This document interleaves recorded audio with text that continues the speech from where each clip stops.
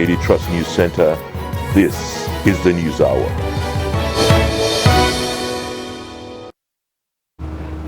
On News Hour tonight. For English language, ladies and gentlemen, law and order. Trust Television, a round of applause. Trust TV wins Best Television Show at Broadcasting Organization of Nigeria Award. Presidential Election Tribunal adjourns Obi's pre-hearing against Tinubu to May 19th as Labour Party faction representatives clash in court. Police recover firearms, arrest 5 suspects in connection to Tuesday killing in Plateau and denies fresh attack. And on the international scene, police exhume more bodies as death toll from Kenya cold starvation rises to 226. Hello and welcome to Trust TV News Hour. I am Smaya Abubakar. And now the news in full. So Trust TV, the television arm of Media Trust Group, has won the Best Television Show English Language at the inaugural edition of the Nigeria Broadcast Awards, TNBA.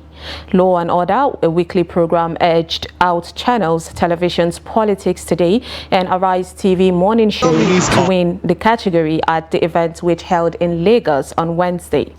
Broadcast professionals and platforms were shortlisted for 19 award categories across radio and television. Trust TV earned 3 nominations with its reporters, Zainab Bala and Ibrahim Yusuf, nominated in the Newscaster of the Year television category. The station earned a nomination in the Best Television Production in Documentary in Feature English Language for its documentary titled Kidnapped. Other nominees included Channels TV, Arise TV, NTA, Silverbird TV, Liberty TV, Galaxy TV, Cool FM, and Ray Power FM. Nominees are The Assembly, Anambra Broadcasting Service, The Morning Show, Arise News, Politics Today, Channels Television, Southwest Today, Impact Africa Television, Law and Order, Trust Television.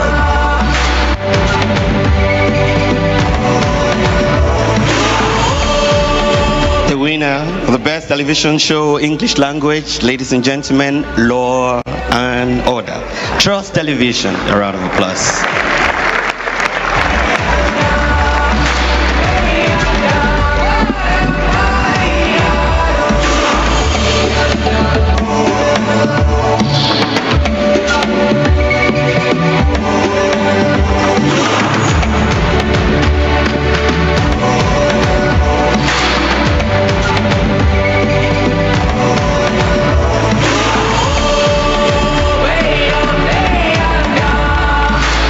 Amazing for Trust TV that this maiden edition of the award, we've won the Best TV Show. We had 3 nominations. The best, we were nominated for the Best Documentary Feature in English and also the Best TV Show in English, and also 2 of our presenters were nominated for the Best Newscaster.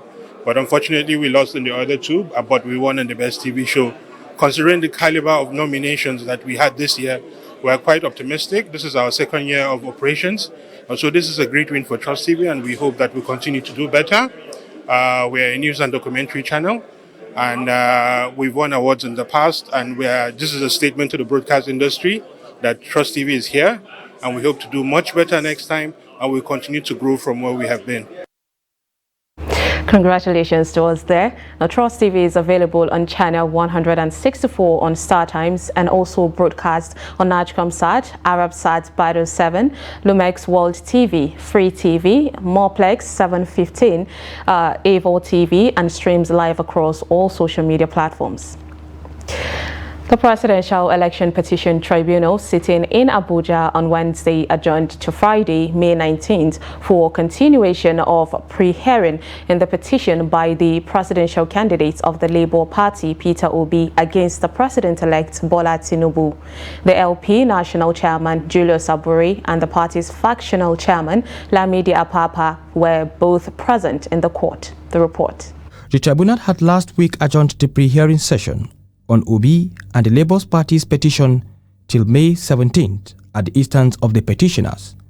On Wednesday, the justices arrived to commence the day's proceedings and also refused to acknowledge the representation of the party aside from Obi.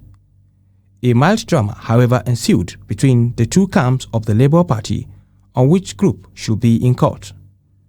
The tribunal refused to take an appearance for the Labour Party as acting national chairman of the party, Lamidi Apapa, as well as the national women's leader of the party, Dudu Manugu, tried to make an appearance for the Labour Party when the petition was called.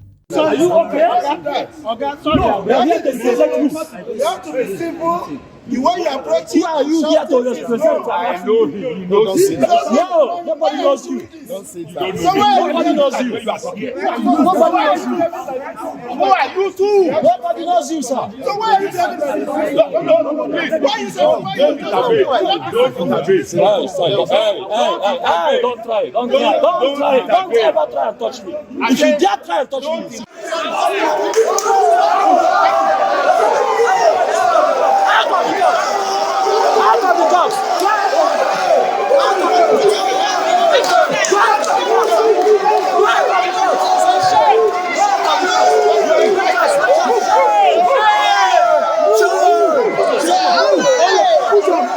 Come on, go out.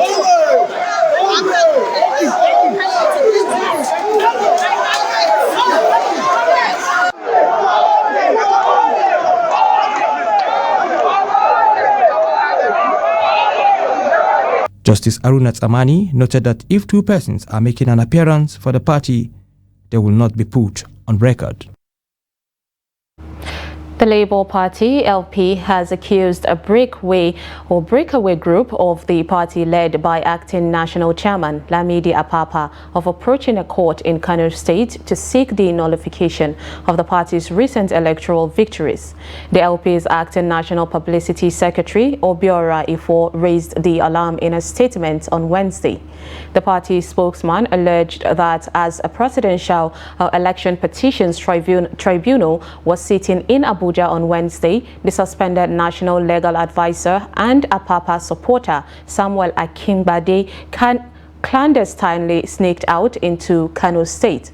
According to the statement, Oye Lekan, in the collaboration with some members of the other political parties, asked the court to invalidate all the elections won by the Labour Party, particularly the National Assembly in the 36 states and FCT, on the ground that we did not submit register of voters to INEC.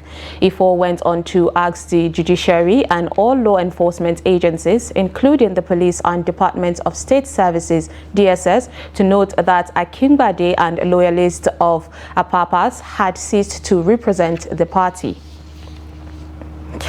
The president-elect Bola Tinubu has promised to hit the ground running and unify the country upon assumption of office on May 29. He has also pledged to ensure positive relations with the United States.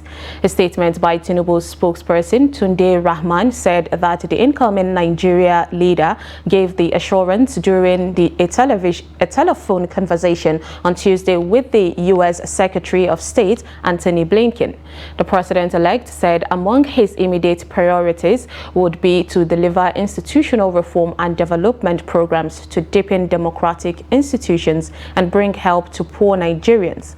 In his remarks, Secretary Blinken assured that Nigeria should expect a good and mutually beneficial relationship with the U.S.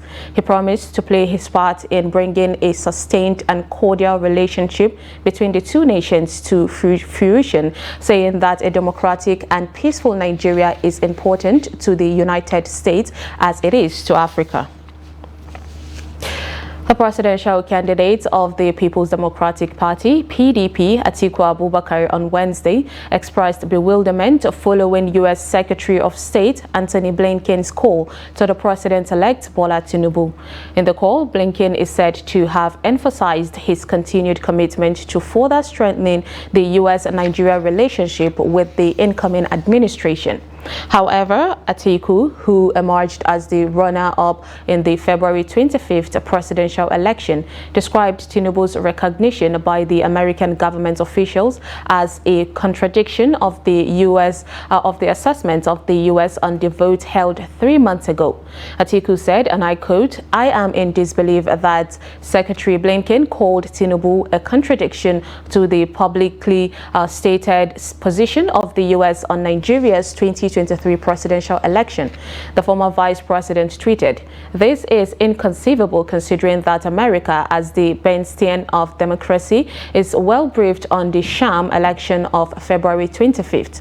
To give legitimacy to the widely acknowledged fraudulent election in Nigeria can be demoralizing to the citizens who have hedged their bet on democracy and the sanctity of the ballots." End of quote.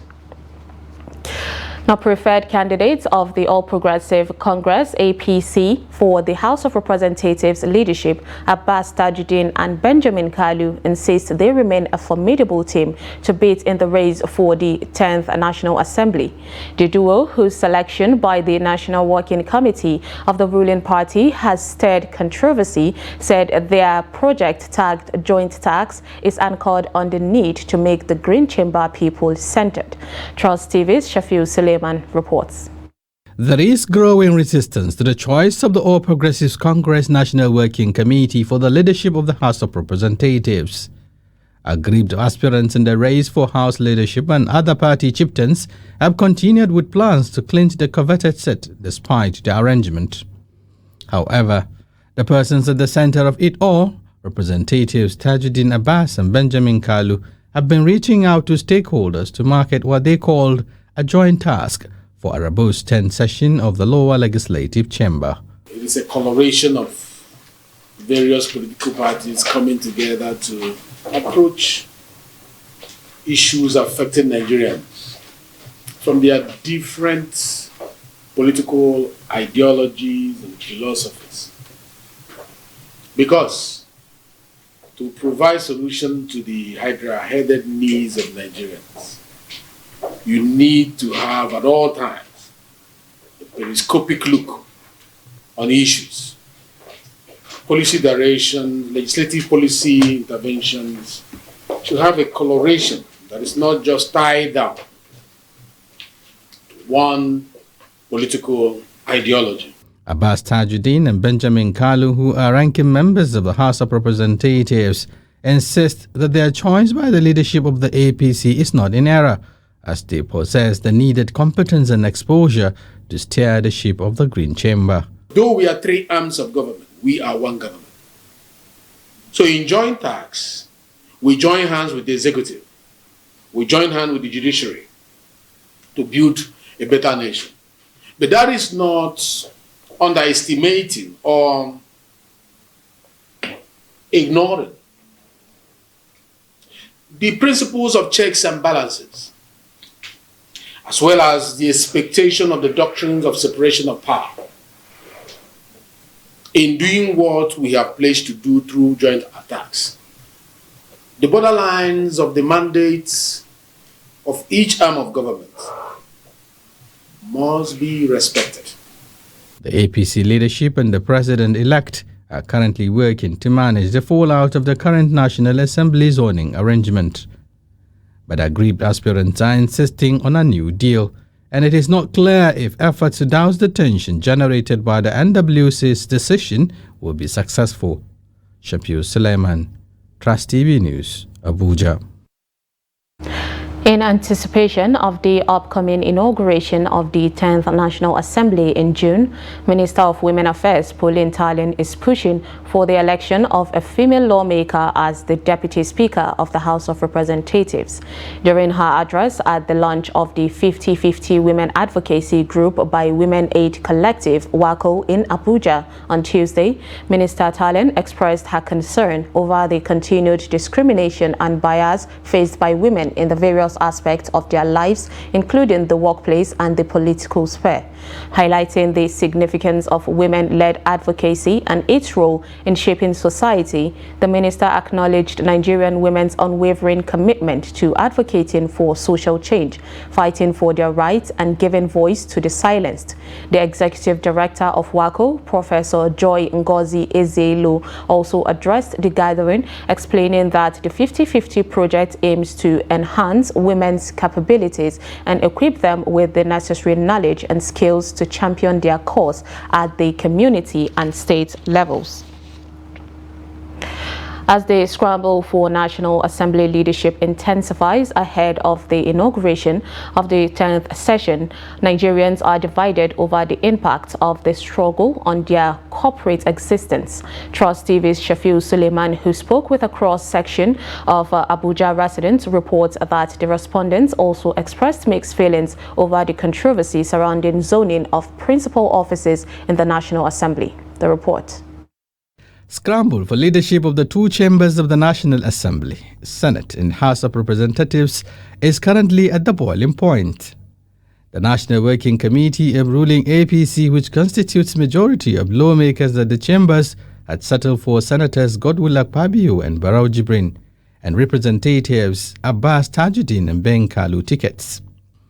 If people thought that decision would have dampened the intensity of the contest for the positions, they would have been so wrong. 7 other aspirants within the party disagree with the decision and have formed the G7 alliance to fight back. But how do Nigerians view this leadership struggle? We want a correct leader that will hand over this Nigeria very well, because Nigeria people have been suffering, running from Nigeria to another country, on which we have power to develop our country. So we are praying that let God give us better leader in National Assembly that will change this country. Since I discovered that those that make the law break the law, those that make the rule break the rule, you know. And while looking at it, you will see that the laws are not actually catching up with them. The president is coming from the south. We expect that other positions should be shared equally so that others will feel belong. All we want is competence. A leader that will deliver. A leader that will transform the economy. Because as we all know, even a madman on the street knows that Nigeria is not doing well. Other political observers are skeptical about reasons behind scramble for leadership and the necessity of a zoning template, especially at the legislative arm of government. I think the National Assembly is actually one of the best places where zoning usually should take effect, because the National Assembly is where appropriation is discussed. So funds for the development of any area is usually discussed at the National Assembly. So if leadership is zoned to a particular place, they can favor or influence the assignment of projects. The ruling All Progressives Congress APC is battling to calm the frayed nerves as a result of its National Assembly zoning template. Opposition lawmakers, on the other hand, are waiting in the wings to cash in. The incoming president is hoping for a favorable fallout from the jostile propositions. The truth is, the race to the 10th Assembly leadership remains dicey. Shafiu Suleiman, Trust TV News, Abuja. The chairman, People's Democratic Party in Kaduna State, Hassan Hiet, has frowned over the suspension of the party leader and former governor of the state, Ahmed Makarfi, over alleged anti-party activities. While condemning the act and letter of suspension issued by Tudun Wada Ward of the Makarfi local government, the party chairman, Hassan Hiet, says that the process was unconstitutional and disciplinary action will be taken against the erring members. There was nobody that played the role of Senator Ahmed Mohamed Makarfi. He was the one that led us in the campaign around the 23 local governments of the state, around all the big towns where we had town hall meetings. He led us in meetings with different interest groups, religious and cultural. And he is the one that spent his resources far above any other person to ensure the victory of the party in the last general elections. Therefore, for anybody to just wake up and say Mokerfi was involved in anti-party is, I think, is just a joke taken too far. And we feel that at this critical time, we want to tell the world who Mokerfi is and why he has been to the party, and we stand by him, and we set aside that misguided press statement because it has no effect. It is therefore null and void, and therefore should be discarded forthwith. On security matters, the Plateau State Police Command on Wednesday debunked rumors making the rounds that gunmen again attacked 2 villages in Mangu local government area on Wednesday morning. Trust TV's Ado Musa had on Tuesday reported how gunmen attacked 2 communities of the local government, leaving several persons, including women and children, dead, and forced the government to impose curfew on the local government area. The report. In the early hours of Wednesday, there were reports of fresh attacks, especially on social media, that there was another attack in some communities of the same Mangu local government area, where 12 people were killed on Wednesday. But reacting to the development, the spokesperson of the State Police Command, DSP Alabo Alfred, denied the report, saying no report of attack was received by the command.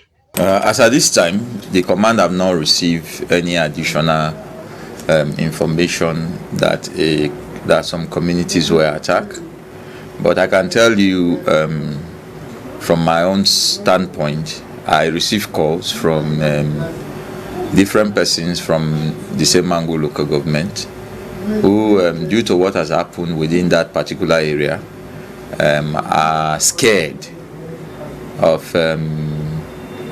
possibly being attacked, of which I informed them that the Commissioner of Police, CP Bartholomew Oneka, PSC Daga, has done everything within his constitutional power to ensure that their area is safe and there should be no need for panic. DSP Alfred further gives an update on the current situation in Mangu General area. Of course, you know, when things like this happen, there is this fear that go around neighboring communities that we want to make it look like there is another attack. But so far, I didn't get that information. Instead, we got information of the recovery of an AK-47 rifle and arrest of 5 suspects who are presently in the custody of the STF in Jos. And we are all working together, all hands are on deck to ensure that there is no further breakdown of law and order.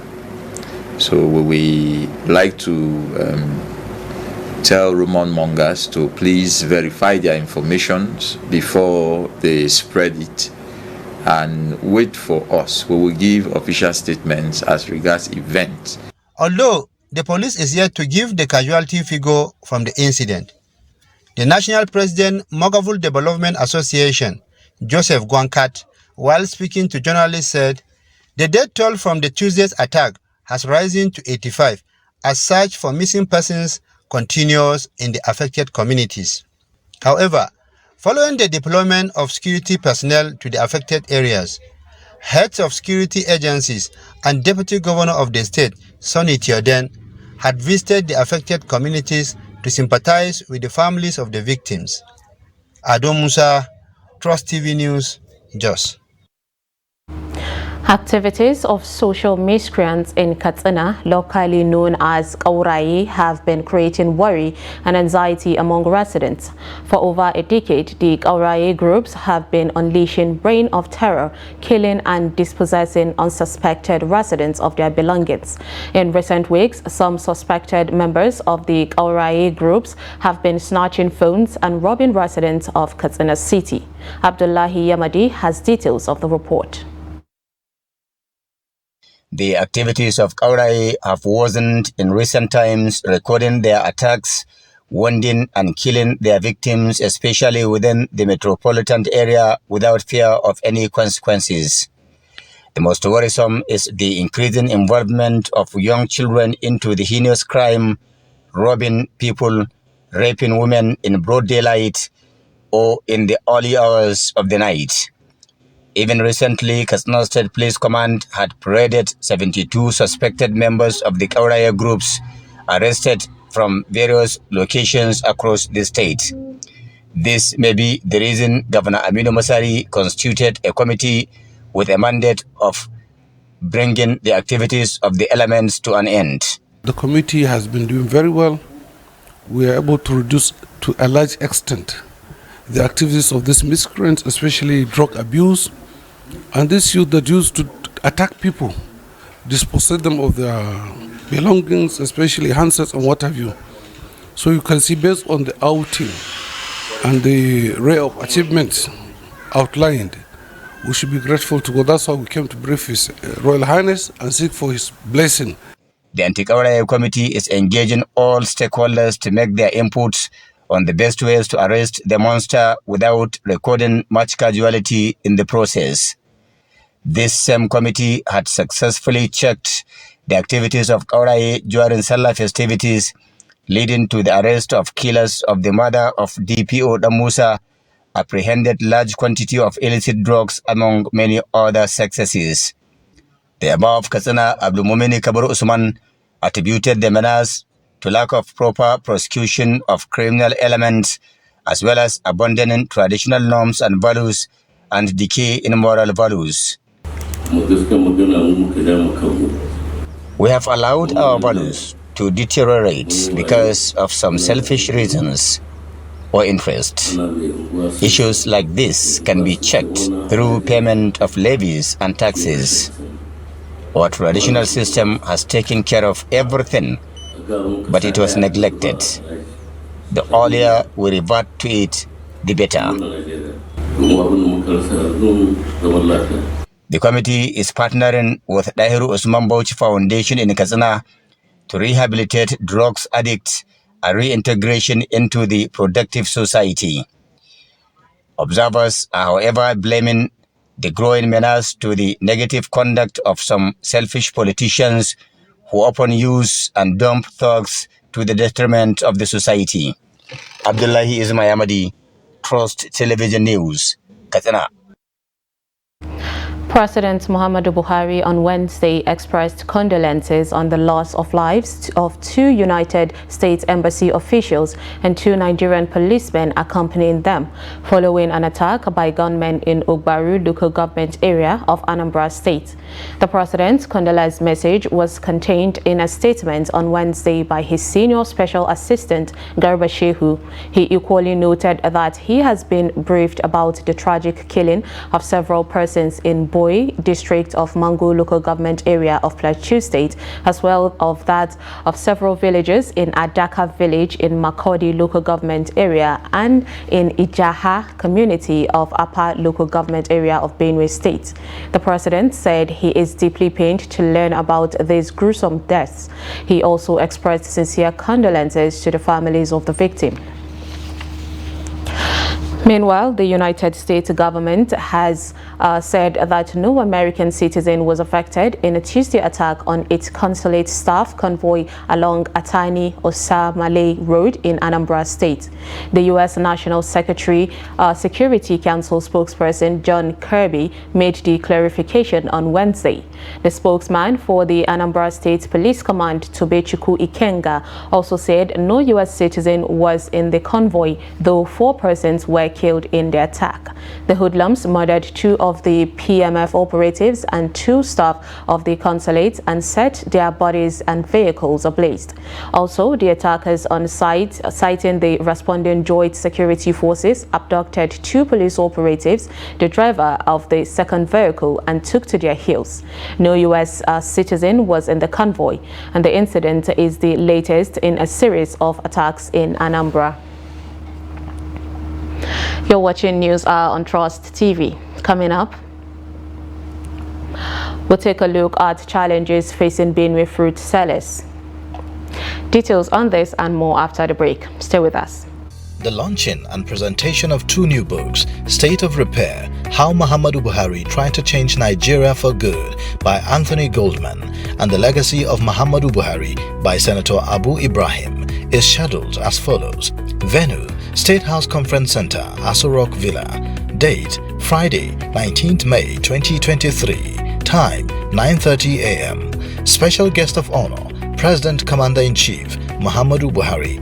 Chairman of the occasion, His Excellency Nana Addo Dankwa Akufo-Addo, President of the Republic of Ghana. Expected at the event are His Excellency Asiwaju Bola Ahmed Tinubu, President-elect, and His Excellency Senator Kashim Shettima, the Vice President-elect. Attendance will be strictly by invitation. Announcer, Ambassador Babagana Kingibe GCON, Chairman, Organizing Committee. Now, as part of efforts to support Africa's goal of strengthening... Now, looking at the activity chart, as you can see right here, a total volume of 130... Created a Boko Haram crisis that at that time was restricted to Yobe. How secured are they? You can see security men with blood. This is the road leading up to the... Already, if you look at England squad, you are looking at EPL, you are looking at their names. You are not looking at...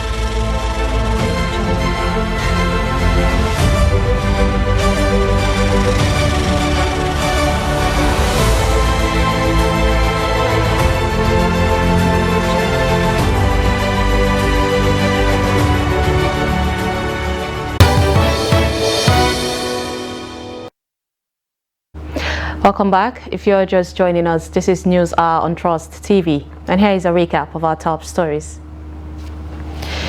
We brought you the Trust TV wins Best Television Show at Broadcasting Organization of Nigeria Award. And Presidential Election Tribunal adjourns Obi pre-hearing against Tinubu to May 19th as Labour Party and factions representatives clash in court. Now moving on to more stories. Concerned by the alleged failure of the federal government to meet its demand, the National Association of Resident Doctors has embarked on a 5-day warning strike starting from Wednesday, May 17th to Monday, May 22nd.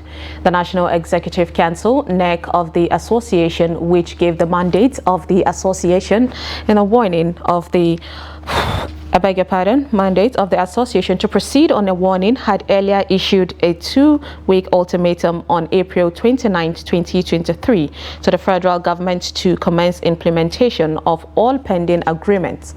As part of the agreement, the resident doctors want an immediate increment in the consolidated medical salary structure, CONMENS, to the tune of 200% of the current gross salary of doctors, withdrawal of the 5-year compulsory service bill at the National Assembly to enable access to medical license, strengthened the recruitment of health workers at health facilities across the board, and infrastructural development, as well as clearing of unpaid salaries at the state level, among other demands. The federal government, through the Minister of Labour, Chris Ngige, had described the 200% salary increment demand of the doctors as ridiculous and the 5-day warning strike unnecessary.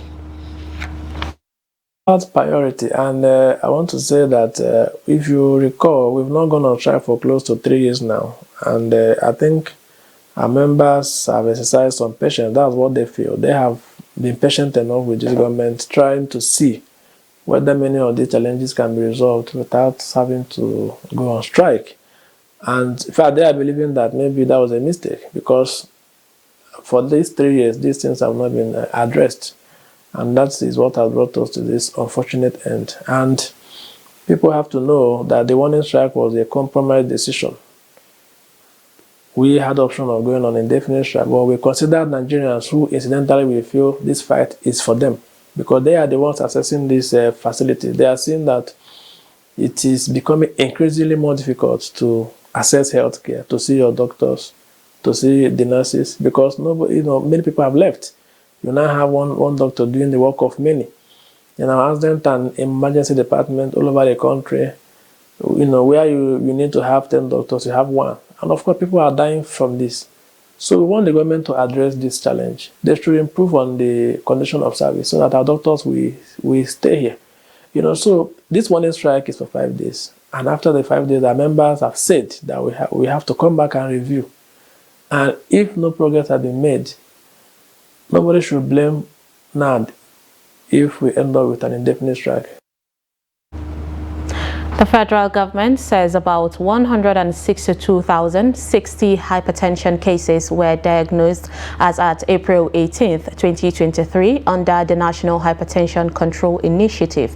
The Minister of Health, Dr. Osagie Ehanire, who disclosed this at a press briefing on Wednesday to commemorate the World Hypertension Day, added that over 1 million episodes of blood pressure checks were conducted in 2022, while 43,000 new cases were detected. The report. The burden of hypertension has been disproportionately more in low and middle-income countries in recent decades, with Nigeria making up the list of countries burdened by cases. This is due to the increase in the prevalence of risk factors such as tobacco use, physical inactivity, unhealthy diet, and harmful alcohol consumption. In Nigeria, hypertension is a major public health challenge as it is the #1 non-communicable disease. It is estimated about 28 million Nigerians are living with hypertension, and more than half are undiagnosed because most people are unaware that their BP is elevated. As a result, they are likely to present at a health facility only when complications set in. The Minister of Health, Osagie Ehanire, who was represented by the Director of Public Health, Dr. Alex Oko, stressed that the significant burden is further worsened by the high proportion of persons that are unaware of their conditions, putting them at risk of avoidable medical complications and death. That public awareness creation, education, routine screening at every opportunity, early detection and diagnosis, counseling and prompt provision of standard treatment and care are essential elements for hypertension control, prevention and control.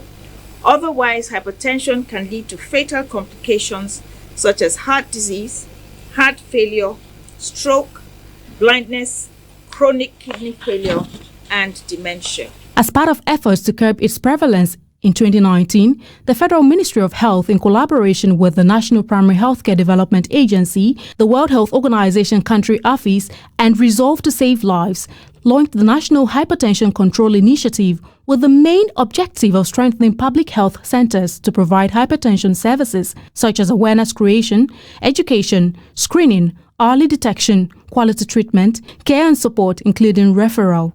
The initiative, according to the minister, improved the blood pressure control rate from less than 20% at the start of the project to almost 30%. In response to the high burden of hypertension in Nigeria, the federal government over the years had instituted several strategic interventions at the tertiary, secondary, and primary healthcare levels with the target of screening at least 80% of the eligible population and placing 80% of people with hypertension. The Healthy Heart Africa program that was launched in August 2022 included additional public health centers to provide hypertension prevention, treatment and care services under the program. But experts say adequate control measures must be put in place to reduce the burden of cardiovascular diseases in the country. Aisha Salihu, Trust TV News, Abuja. The federal government has commenced the payment of salary arrears to lecturers in the Department of Basic Medical Sciences, Basic Clinical Sciences and Medicine across some federal universities. The lecturers are under the Nigerian Association of Medical and Dental Academics, one of the two splinter groups licensed by the government to reduce the influence of the Academic Staff Union of universities. The government had in 2022 implemented a no work no pay rule against lecturers for 7 months due to the strike embarked upon by the ASU. Efforts to get the government to pay the lecturers the withheld salaries for the duration of the strike by ASU proved abortive. But the Medical and Dental Consultants Association of Nigeria, a body which encompasses medical doctors in the academics and other consultant medical doctors, explained to the government that medical schools were not shut down during the period of the strike, hence the salaries of their members should not be withheld.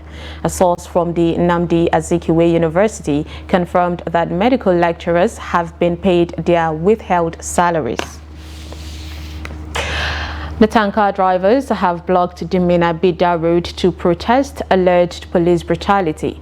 Report says that the police on patrol along the Minna-Suleja road trailed one of the drivers from Paiko to Pakungo roundabout, where the driver who was involved in accident tried to escape. Eyewitnesses said a police van was damaged during the incident. When Trust TV arrived to the scene, the driver of the tanker was said to have already been detained at the Pakungu police station, but his assistant Abubakar Adamu alleged that police demanded money from his boss in Paiko, about 15 kilometers to Minna. Adding while the police demanded 1,000 naira, they offered the officers 500 naira, which the officers rejected. He explained that the accident occurred because the police was chasing them on a one-way lane because they had no other money to give them. The Niger Police Command is yet to confirm of the incident. As the situation is in order, the GRA commander is here, the Pakungo division commander is also here, and they try to put things in order. And the trader union of drivers also, they are also here to see how the situation will become. So far, so the issue is a little bit relevant. Okay, really, you know, please tell us what is the major reason why they follow them for Paiko? Yes, they try to stop the vehicle for inspection. Why the driver decided maybe they want to collect the big sound ransom. Now take the way from Paiko down to this place, and which they have to follow him and the man met him here. Okay, now we see the motor, especially that one where they the tire don't get flat. Yes. So now accident thing there for that place that we No, the thing, but what they find the park and close the road. When he came, he now stood there. So he didn't know that there is a stone there, so he entered the stone by himself. A yet-to-be-identified motorcyclist has been brutalized by policemen attempting to seize his motorcycle around Ogundele Street or Jaoba in the Abule Egba area of Lagos State. The motorcyclist, it was gathered, was going to a destination in the area when the policemen accosted him. The reason the policemen accosted the motorcyclist could not be ascertained as of the time of filing this report, but during the attempt to seize his motorcycle, the motorcyclist resisted.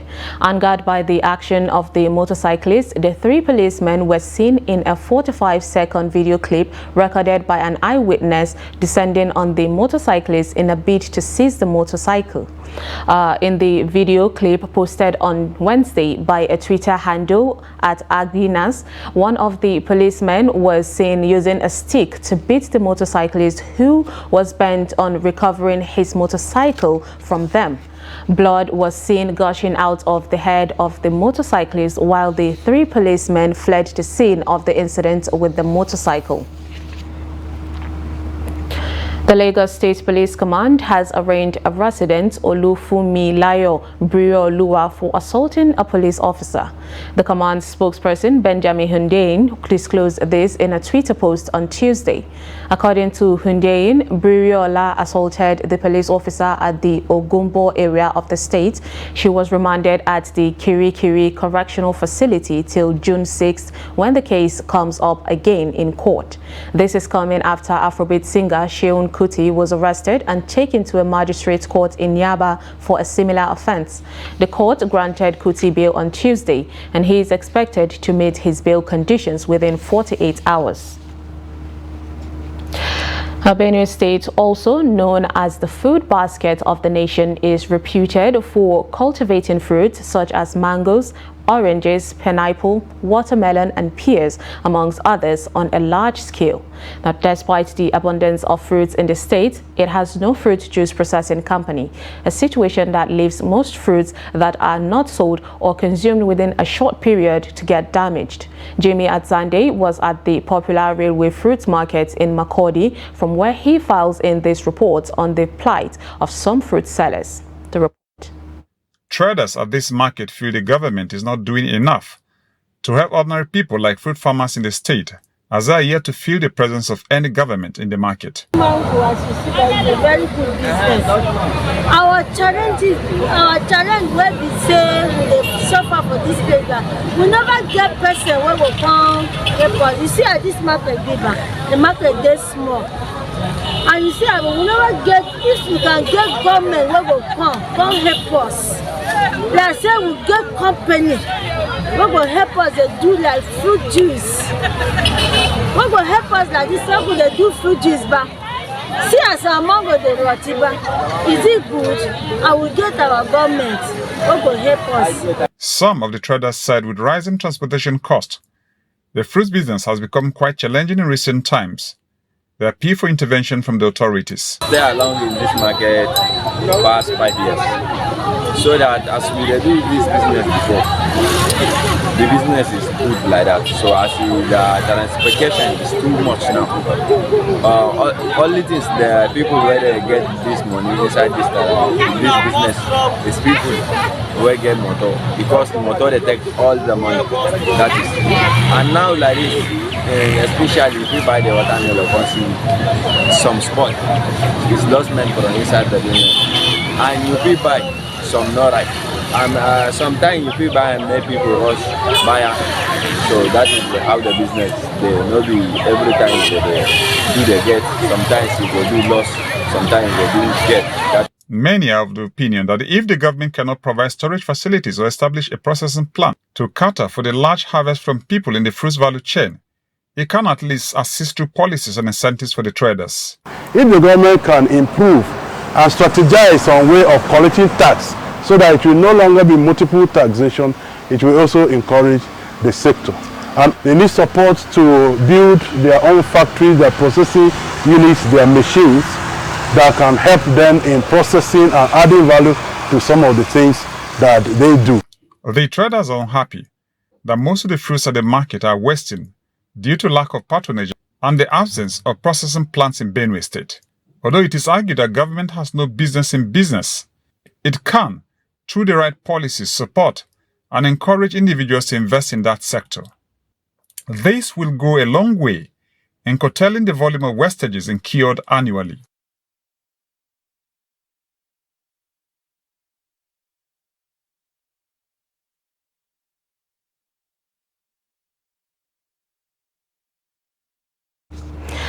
Nestle Nigeria PLC says it recorded a 45% operating profit growth in the last 5 years of its operations in Nigeria.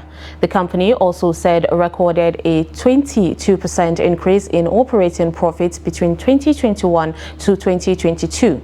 It disclosed this at the 54th annual general meeting of the company held in Lagos on Wednesday. The report. Addressing shareholders and other stakeholders of the company, the chairman of Nestle Nigeria PLC, David Ifezulike, said the directors recommend the payment of a final dividend of 36 naira 50 kobo per share, having earlier declared an interim dividend of 25 naira from the profit of 2022 on the issued share capital of 792,656,252 ordinary share of 50 kobo each. He added that the proposed final dividend of 36 naira 50 kobo is from the after-tax profit for the year ended 31st December 2022. And the company's financial highlights, Ifezulike maintained that revenue for 2022 stood at 446,819,216 naira, while that of 2021 was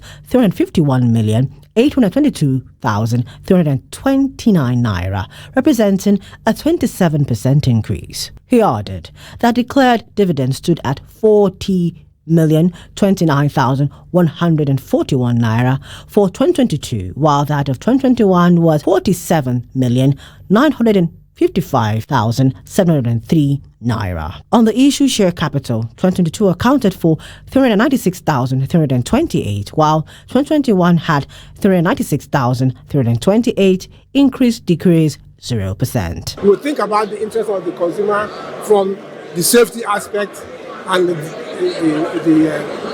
how it's delightful to you. So Nestle in Nigeria has also been trying to do as much as possible using all the local ingredients we can find here.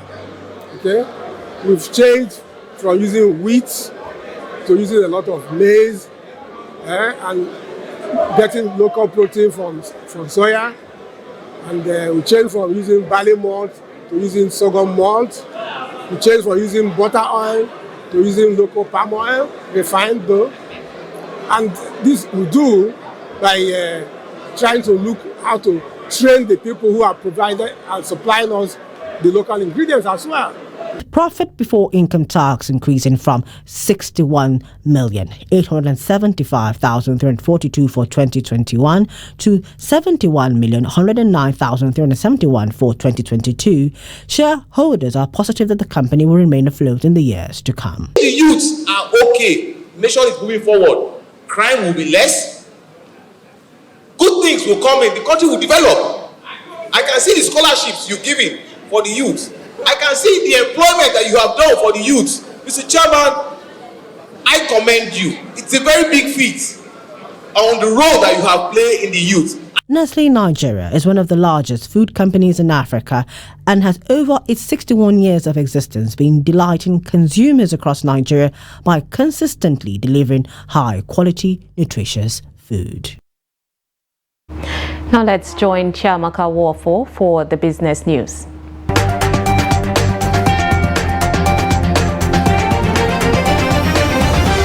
Latest data from the Central Bank of Nigeria has revealed that the federal government's debt service to revenue ratio rose to 111.8% in 2022. This is according to the CBN's 2022 statistical survey data, where most of the country's fiscal and monetary-based data is reported. The debt service to revenue ratio looks at the ability of a country's revenue to cover its debt service obligations. According to the information contained in the data, the government spent 5.65 trillion naira on debt servicing while only earning about 5 trillion naira in 2022. This is the highest debt service to revenue ratio recorded in Nigeria's recent history, topping the 96% recorded in 2021. Data from the Debt Management Office indicate Nigeria's total public debt as of December 2022 is 49 trillion naira, without including the Ways and Means, which is estimated at 22.8 trillion naira. The Nigeria Extractives Industry Transparency Initiative, NAITI, has said that Nigeria made only $1.4 billion from solid minerals in 13 years. The Executive Secretary of NAITI, Ogbonna, said this at the launch of the initiative's 2022-2026 strategic plan in Abuja. The strategic plan is a direct response to the issues of the global energy transition, contract transparency and government partnerships. According to Dr. Orji, the solid mineral sector has huge potential and could become an important contributor to Nigeria's GDP. Finally, the International Monetary Fund, IMF, says the depreciation of sub-Saharan African currencies against the US dollar pushes up public debt stock. This is contained in the Global Lender's recent blog post titled "African Currencies Are Under Pressure Amid Higher for Longer US Interest Rates." Countries in sub-Saharan Africa include Nigeria, Angola, Kenya, South Africa, Ghana, Chad, Ethiopia, and others. IMF said weaker currencies make the fight to curb inflation harder, given sub-Saharan Africa's dependence on imports. The Bretton Woods Institution said countries in the region have recorded an average of 8% depreciation of their currencies since January 2022. IMF, however, said the extent varies by country, adding that Ghana's cedi and Sierra Leone depreciated by more than 45%. On the implications, the IMF said when currencies weaken against the US dollar, local prices rise, as much of what people buy, including essential items like food, are imported. And that's it on Business News. I am Chiamaka Warfo.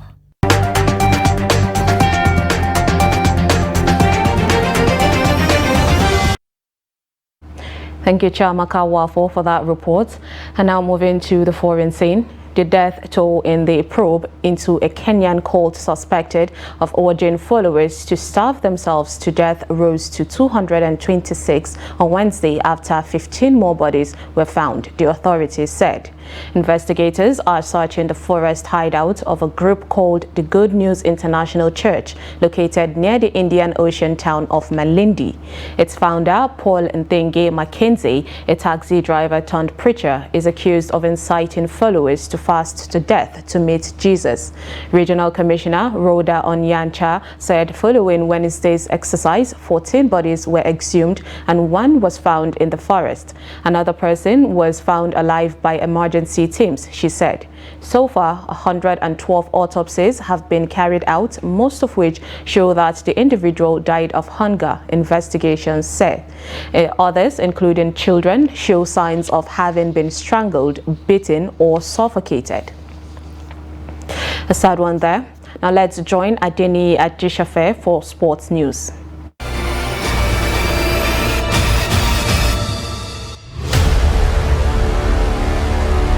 No fewer than 21 states or the Federation have indicated interest to participate in National Cycling Road Championship holding in Port Harcourt on Sunday. Technical Director of Cycling Federation of Nigeria, Bashir Mohammed, who disclosed these on Tuesday, said all participating states are allowed 6 cyclists per category in the one-day championship. Each state is allowed to register at most 6 cyclists for each of the 4 categories to be competed for. Mohammed said, adding that if a state is participating in the 4 categories, that means it will have 24 cyclists in all. President Cycling Federation of Nigeria, Gian Domenico Massari, had earlier disclosed that the 4 finishers in both the elite men and women will receive 600,000 naira each, while their counterparts in the men and women juniors will earn 300,000 naira each. The categories are men elite, who are expected to ride 132 kilometers, women elite, and men junior, who will both ride 88 kilometers, as well as women junior, who are to ride 44 kilometers within Port Harcourt metropolis. And in weightlifting, 2 Nigerian weightlifters have won 6 more medals at the ongoing 2023 Senior African Weightlifting Championship in Tunisia, which also serve as Olympic 2024 qualifiers, after Joy Eze Ogbone won 3 silver and Gideon Mofia won a silver and 2 bronze medals. Competing in 71 kilogram women category, Eze lifted 102 kilos in snatch, 125 in clean and jerk, and 227 kilos in total to claim all the silver medals. Eze finished second in the 3 event behind Egyptian side Neema, who lifted a total of 229 kilograms to win the 3 gold on offer, while Katie Lent of Mauritius finished third with 3 bronze medals with a combined lift of 97 kg.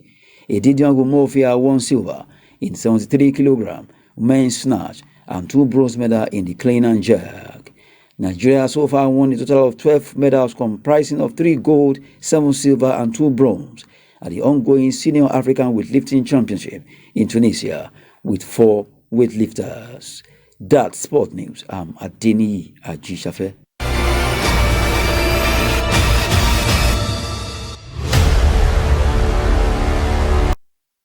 Thank you, Adeni Ajishafe. And with that, we have come to the end of Trust TV News Hour. Do not forget to follow us across all our social media platforms. I am Sumaya Abubakar. Thanks for watching.